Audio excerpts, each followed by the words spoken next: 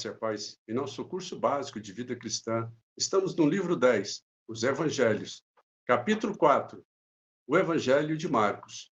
Amado, no capítulo 3, o Evangelho de Mateus, na parte 2, foi tratado os seguintes assuntos. Tópico 1, a humanidade de Jesus Cristo. Quais os falsos conceitos quanto à divindade de Jesus Cristo? Tópico 2, o caráter e a obra de Jesus Cristo. Quais as qualidades distintas do caráter singular de Jesus Cristo? E hoje, no tópico 1, a vinda do servo. O autor do Evangelho é João Marcos. João é o seu nome judaico e Marcos é o seu nome romano. A sua mãe chamava-se Maria de Jerusalém. Os discípulos se reuniam em sua casa para cultos e outras reuniões fraternais. Como diz lá em Atos, no capítulo 12, versículo 12. É possível que sua casa tenha sido o local onde Cristo e os 12 realizaram a última ceia. Conforme Colossenses, no capítulo 4, verso 10, Marcos era sobrinho de Barnabé. Ele viajou com Paulo e Barnabé até Perge, na Panfilha, na primeira viagem missionária de Paulo. Está lá em Atos, no capítulo 12, versículo 25, e capítulo 13, versículo 13. E Paulo faz outra referência a Marcos, lá em 2 Timóteo, no capítulo 4, versículo 11, pedindo a Timóteo para trazê-lo a Roma, onde Paulo estava preso. Segundo a tradição histórica, Marcos foi o fundador da igreja de Alexandria, no Egito. Pedro e Marcos tinham fortes laços fraternais. Alguns pensam que Marcos se converteu por influência de Pedro. Pedro foi um discípulo, amados, do círculo íntimo de Cristo. Ele não escreveu nenhum dos evangelhos, mas através dos escritos de Marcos, podemos ver algo de entusiasmo e das convicções cristãs do apóstolo, que chegou a andar sobre o mar. Marcos vivia em Jerusalém, por isso é provável que ele tenha sido testemunha pessoal de muitos acontecimentos na vida de Cristo. A narrativa do Evangelho de Marcos expressa ações e dinamismo. Isso é evidente mediante o vocábulo logo, que é usado mais de 40 vezes nesse Evangelho. Marcos apresenta Jesus como o Filho de Deus, cujas palavras eram lei no reino natural e no sobrenatural. Mas também mostra Jesus como o humilde servo de Jeová, Salvador e Redentor dos homens. Como diz lá em Marcos, no capítulo 10, versículo 45. Veio para servir e dar a sua vida em resgate por muitos. Então, amados, o Evangelho de Marcos é um livro cronológico, livro em que os eventos nele registrados seguem uma certa ordem. Entenda, Marcos não escreveu uma biografia ou história completa da vida de Cristo, mas destaca as fases principais em torno das quais ocorreu o ministério de Jesus Cristo. Amém? Observe, os 13 primeiros versículos de Marcos descrevem a chegada do servo. Amados, nesse trecho, temos a profecia de Isaías e Malaquias, o ministério de João Batista e o batismo e tentação de Jesus. A primeira palavra que se vê é princípio.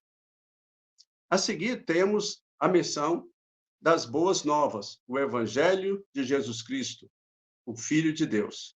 No versículo 5 diz que toda a província da Judéia e todos os habitantes de Jerusalém, uma vez arrependidos, vieram ao Jordão para serem batizados por João. Ante a poderosa e ungida mensagem de João, queriam agora se preparar para a chegada do Messias. João Batista foi o primeiro profeta após 400 anos de silêncio. João dava testemunho anunciando a preeminência de Jesus. Amados, entenda essa passagem. Então, nós tivemos aqui um período de 400 anos de silêncio do mover do Espírito de Deus e de Deus falando, né? É chamado de período interbíblico, um período entre o Velho e o Novo Testamento. Então, João Batista foi o primeiro profeta desta nova linhagem, dessa nova geração. Amém? E coube a este homem valoroso a honra de batizar o Filho de Deus nas águas do Jordão. No batismo de Jesus, podemos ver uma evidência da Trindade. Quando Jesus saiu da água, o Espírito Santo, em forma de pomba, desceu dos céus. E de lá, Deus, o Pai, falou: Tu és o meu filho amado, em ti me comprazo. Amém? Aí, Jesus é logo impelido pelo Espírito para o deserto, para ser tentado pelo diabo. Entenda essa passagem, amado. Jesus suportou 40 dias de jejum, tendo superado os desafios do diabo. Depois de ter vencido o inimigo, começou Jesus a pregar o evangelho do reino de Deus. Arrependei-vos. As palavras de Jesus soavam através das cidades, sinagogas e campinas da Galileia. Então, nestas passagens, podemos ver muitas obras miraculosas, muitas curas e expulsões de demônios operadas por Jesus. Ainda depois do pôr do sol, o povo trazia a Jesus os doentes e endemoniados. Não tinha tempo de folga, mas era direto. E ele procurava um lugar solitário para orar.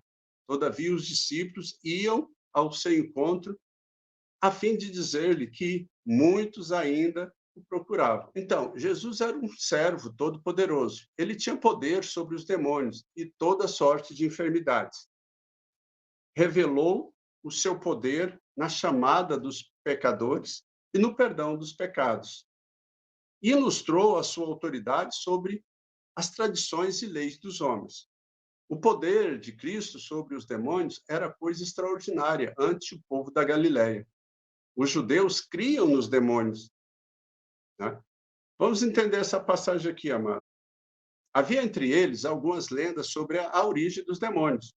Muitos criam que os demônios eram espíritos de homens maus já falecidos. Outros que certos anjos desceram do céu e consumaram suas paixões carnais através das mulheres. E então as filhas desses anjos e mulheres eram os tais demônios. Haviam também exorcistas que, através de rituais mágicos e encantamentos, tentavam expelir os demônios. Né? E para nós terminarmos essa aula de hoje, por isso os judeus ficaram atônitos ao verem Jesus expulsar os demônios com palavras simples, mas com autoridade totalmente divina. Amém? Amados, a fama do servo começou a crescer. Multidões começaram a segui-lo. Mas também começaram as conspirações e as invejas dos fariseus e dos herodianos.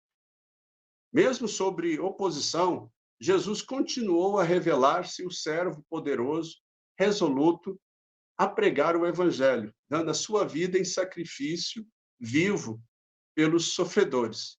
Amém? E na próxima aula, então, tópico 2, o servo prepara discípulos. Qual a verdade central das parábolas da candeia, da semente e do grão de mostarda? Que propósito tinha a transfiguração de Cristo e que influência esse acontecimento teria na vida dos seus discípulos? Amém, amados? Então, observe, nós já terminamos de estudar o livro de Mateus, estamos iniciando o livro de Marcos.